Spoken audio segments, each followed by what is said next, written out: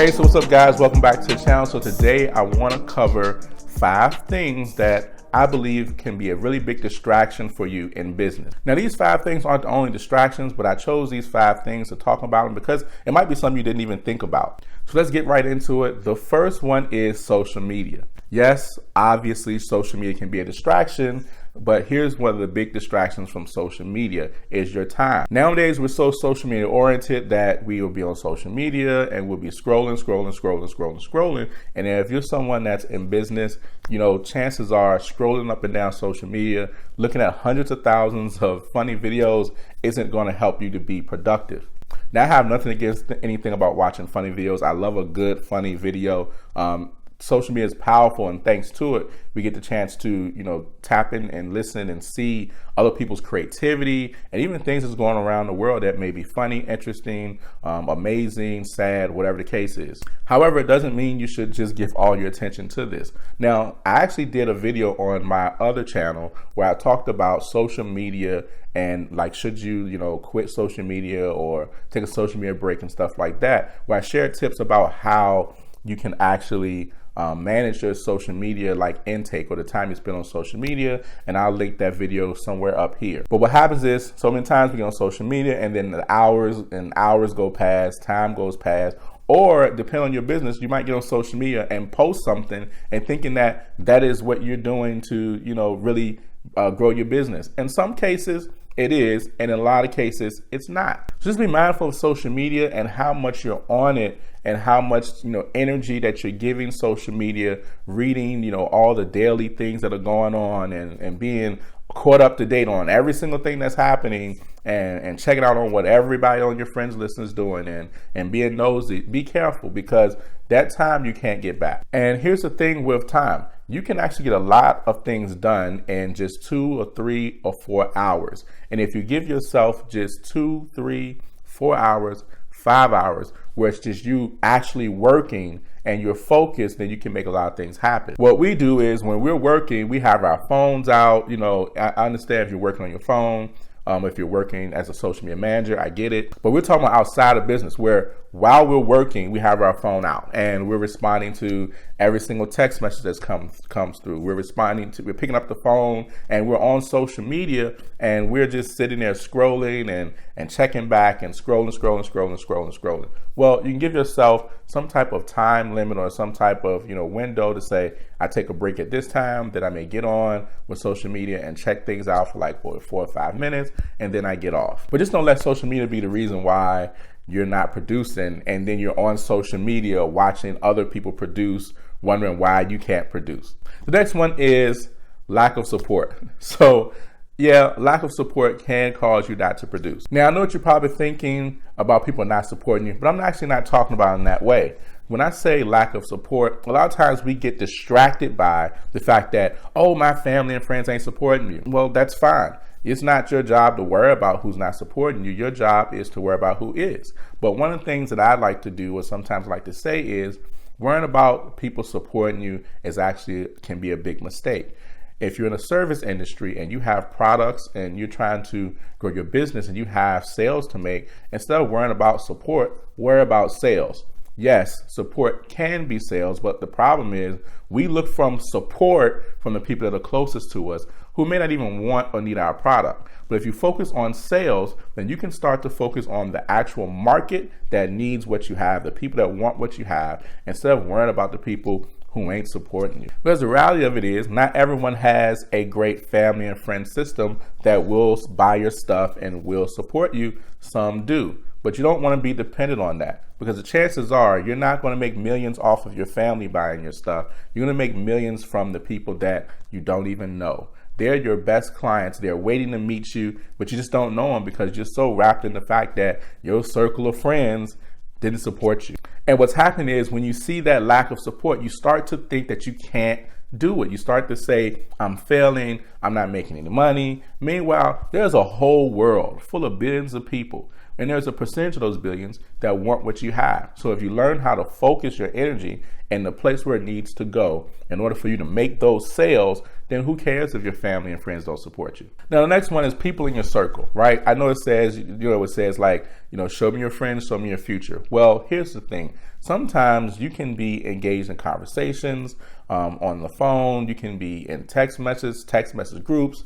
You can be hanging out with people who are just draining, people who may have a negative energy, people who just may have a lot of drama, just might be playing the victim, all these different things. And really what's happening is you're getting, the creativity, the productivity actually drained out of you because you're putting so much time into people who are just taking so much away from you. Yes, believe the people that you're around can be a reason that is distracting you, or something that's distracting you, and it can cause you to be, not as productive as you want to because of whatever they may engage you in that they're caught up in. If it's some drama and you're giving time to that, or if they're always calling you about the same problem, and it's been 5 years, they call you about the same problem and you're giving them the same advice. Understand that your friend doesn't want help. They ain't trying to move on. And you need to let that part go and not get caught up in those conversations because it's taking and robbing you of your time. Some people may say that's not being a good friend, but it also works the other way where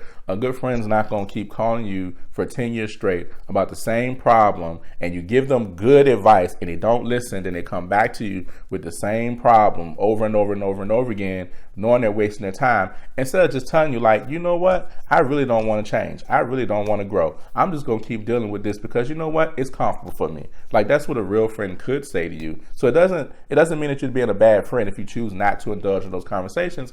It just means that you have some healthy boundaries and you start to respect your time a little bit more. Because I guarantee you, as a friend, colleague, whoever, once they finish draining you and they get what they got to do, not everybody, but a good majority of people, sometimes they go on about their business and forget that you're even there. Forget that you even helped them.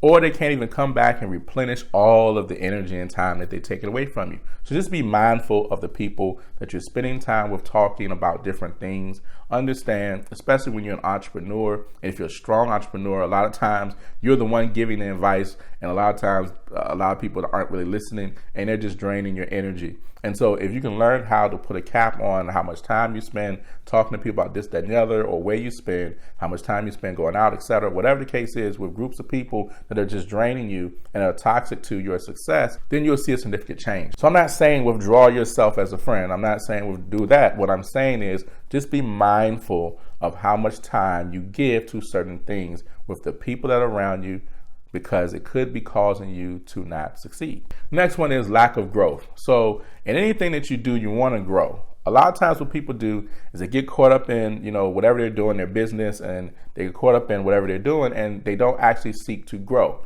They're just going day to day to day, doing what they do, but they're not growing. So they just stay kind of on an even level because they've only been just working, but no growth, not challenging themselves to get better, but they're just working. They're just operating in a position, operating in a business, operating, their company and things like that, but they're not actually growing. Understand that your lack of growth can also contribute to the lack of success, or it can cause you to lose the success that you've had. So don't be afraid to grow in that area that you're working in. If you're someone that's a landscaper, learn more about landscaping. Don't just be out there cutting grass and be like, I'm good. No, learn more about landscaping, learn more about the climates and different things that can go on that can affect landscape. Learn every single aspect that you can and keep growing and excelling, because we live in a time where things are always changing and you want to have your knowledge adapt to know how to service your client according to those changes, because if you don't, then you're probably going to lose a client. So just make up your mind to get better. Whatever you're doing, you can get better. Don't think you got it covered.